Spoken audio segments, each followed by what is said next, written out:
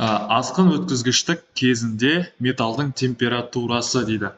Яғни бізде асқын өткізгіштігі 1911 жылы голландиялық физик Хайке Камерлинг яғни көрген болатын. Бұл құбылысты байқап, міне фотосы тұр, қарасаңдар болады. Жалпы бұл қандай зат? Асқын өткізгіштік, мысалы қазір кедергінің температураға байланысты мына бір формуласын қазір жазып қойайық. Осыған байланысты қазір бұл нәрсені түсінуге болады. Яғни бұл жақта бізде дұрыс жауабы келмейді. Неге? Бізде асқын өткізгіштік деп аты айтып тұр. Яғни тоқты өте үлкен ауқымда өткізу, яғни ешқандай кедергісіз. Біздің жағдайда бұл кедергілер керісінше бұл процеске кедергі келтіреді. Яғни біз бұны жою үшін температураны төменге түсіреміз. Яғни формуладағы мына бір төменге қарай түскен кезде ол нөлге барады. Нөлге барған кезде ол формула кедергі өзі нөлге тең болып қалады. Осы арайда әр қарай кеміген кезде уже кедергі жоғалып, толықтай уже ешқандай кедергісіз система жұмыс жасай береді. Яғни бізде дұрыс жауабы келмейді болады екен. Келесі бізде шынжырлы беріліс арқылы қос диск бір қалыпта айналады. Бірінші дискінің диаметрі 18 см, ал екінші дискінің диаметрі одан 1,5 есе кіші.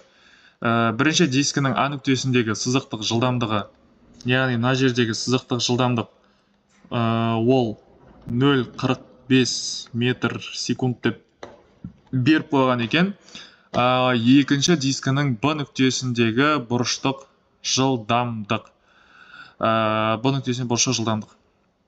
Бұрыштық жылдамдық деген ол омега. Сызықтық деген ол біздің кәдімгі жылдамдық. Ол 0,45-ке тең екені берген. Яғни бізде осындай системада, яғни шынжырлы беріліс деп тұр. Бұл жақта екеуі бір шынжыр арқылы байланысып қозғалыс жасап жатқандықтан, бұл жерде бұлардың сызықтық жылдамдықтары өзара тең болады.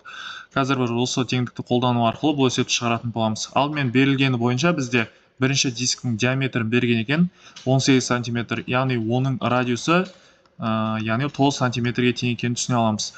Яғни оның диаметрі келесі 1,5 есе кіші дейді. Сол радиусты онда біз 1,5-ға бөліп жіберсек, 9-ды біз қазір 1,5-ке бөлсек 6 сантиметр шығады екен. Яғни бізде екінші радиустың өлшемін тауып алдық, 6 сантиметр. Ол бірінші дискінің нүктесінде, екіншісінің бұрыш жылдамдығы, яғни сызықтық жылдамдықтың формуласын еске түсірейік, ол омега көбейтілген радиус. Осы жерден біз қазір сызықтық жылдамдық ол тұрақты дедік, яғни мына жерде 0,45-ке тең, ал радиус бізде қазір таптық, ол 6 сантиметр. Қазір тек жай-жайларына осыны қазір түрлендіріп қойып жүрсек, есептің жауабы шығады екен. Бізде қазір сызықтық жылдамдық 0,45-ті бөлеміз, радиус бізде 6 сантиметр, оны қазір түрлендірсек 0,106.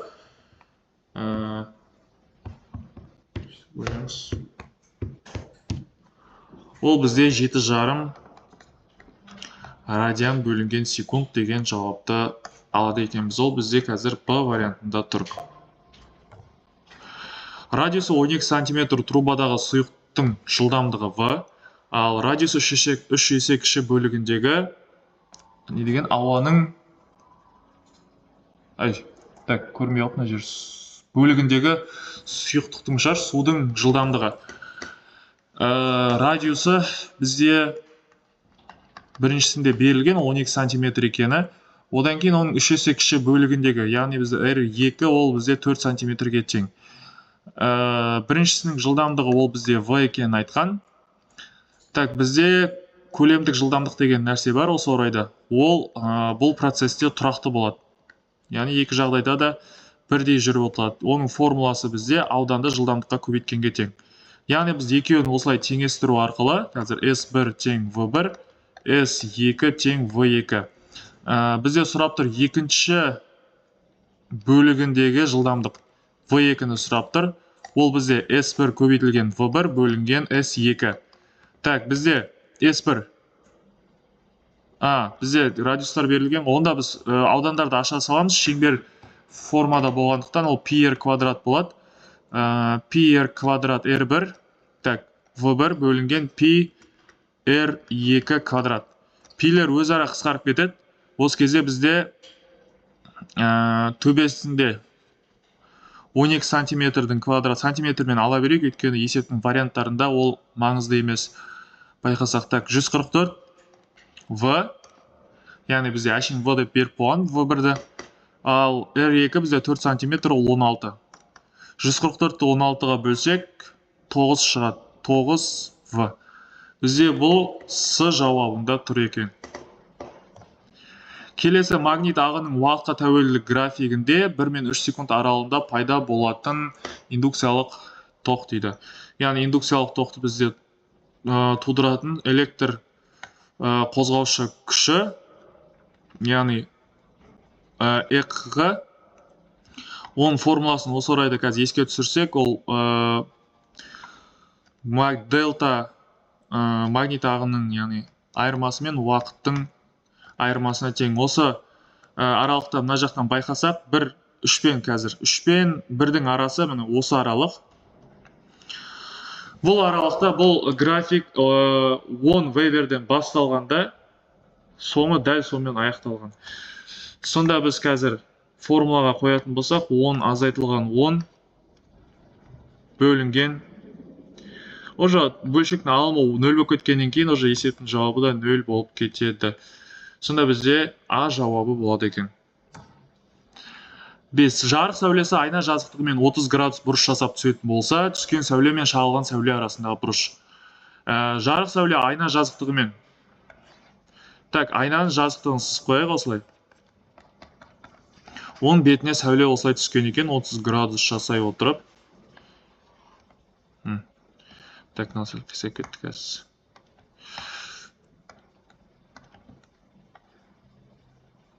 Бұлайынан 30 градуспен түсті, яғни 30 градуспен арғы бетте шағылды.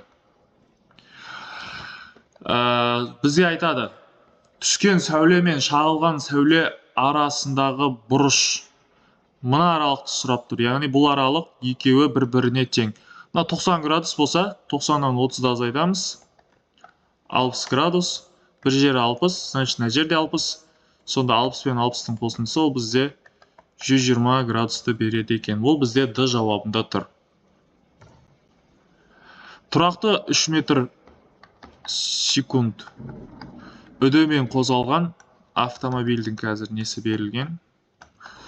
Кейін жүрген жолын сұрап тұр екен. Так, бұл жақта мына бір формуланы еске түсірсек, яғни автомобиль ол басында 0-ден бастап жүріп бастамай ма жылдамдық? 0 метр секунд. Сол кезде, так, мына жерде өлшеп салайын.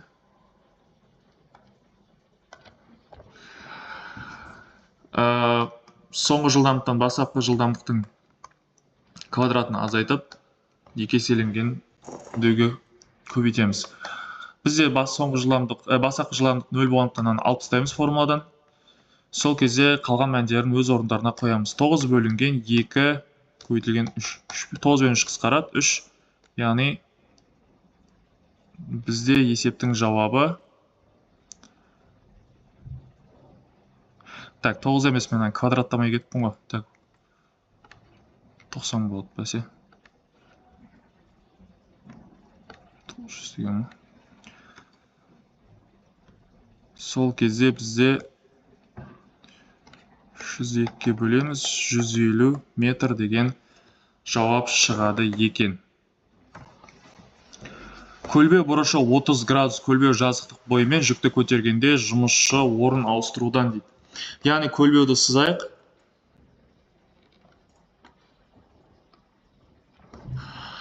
Мына жер биіктік, мына жер жол. Так, бізде 30-ты есептейтін формуланы қазір бірінші мына жағын түсініп алсақ. Жалпы осы биіктік арқылы көтерілетін болса, бұл денеге тек қана ауырлық күші ғана әсер етеді. Яғни ауырлық күші ғана. Ал мына жақтан L жақтан жүрген кезде ол бізде ауырлық күші и қасында бұрыш. Яғни көлбеулік күш. Мына екеуі қысқарған кезде бір бөлінген бізде синус альфа деген шығады екен.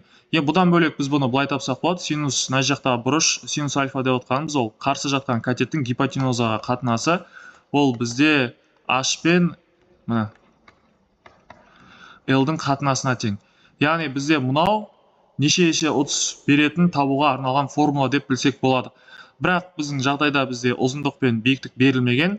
Сол үшін біз қазір оны синус альфа арқылы анықтай аламыз. Яғни L мен H-тың орнын алмастырып жіберсек, қазір синустың үстіне 1 кетеді, L бөлінген H. Мына формула арқылы біз қазір таба аламыз. Бізде бұрыш берілген 30 градус, 1 бөлінген синус 30 градуста 1 бөлінген 2 төбеге кетеді, 2 есе 30 деген жауапты алады екенбіз. Бұл бізде С вариантында тұр.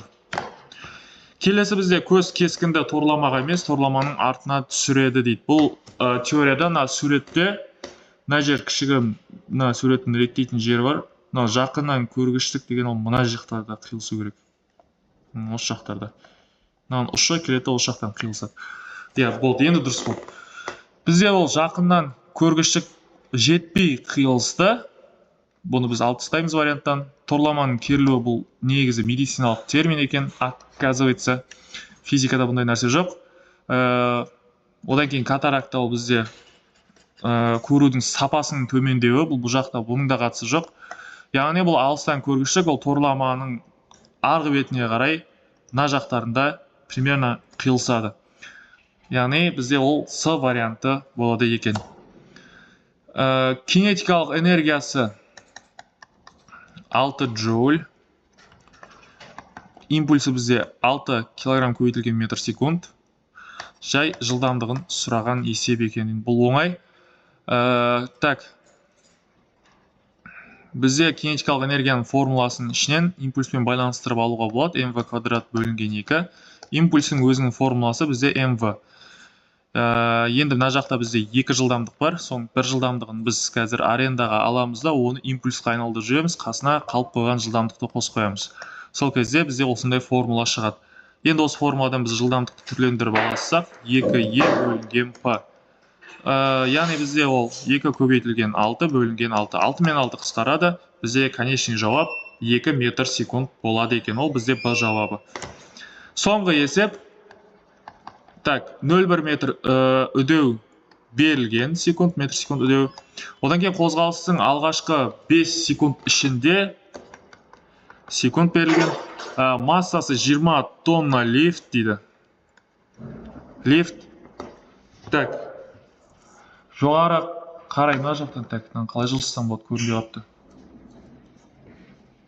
Жарайды. Лифт жоғары қарай кеткенде болу керек. Мына жақта арқаның керілу күшінің жұмысы.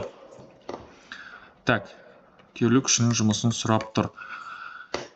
Бізде жұмыстың формуласы күшпен кеткен жолдың екеуінің көбейтіндісіне тең. Бізде қазір осы екі физикалық шаманы жеке-жеке тауып алайық. Бізде бірінші ол жоғары қарай болғандықтан формула бойынша білесіңдер, үдеумен, яғни еркінсіз үдеу екеуі бір-бірімен мына жақта арасы плюс болады. Қазір бізде масса берілген 20 000 килограмм. 0,1 плюс бізге 10 деп берілген екен. Қазір енді бұны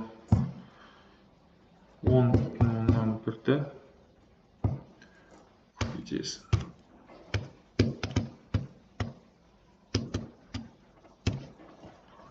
Яғни бізде күш 202 000 ньютонға тең екен.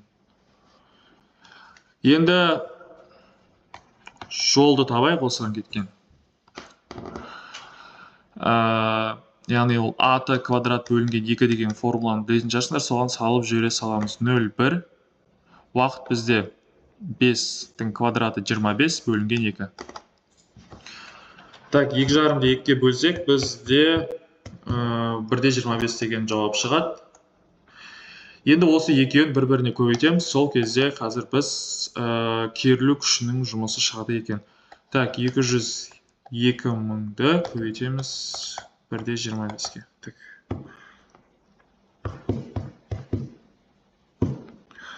252.500 деген жауап шығады екен. Енді жауапта 252 де 5 килоджоуль деген А жауабында тұр.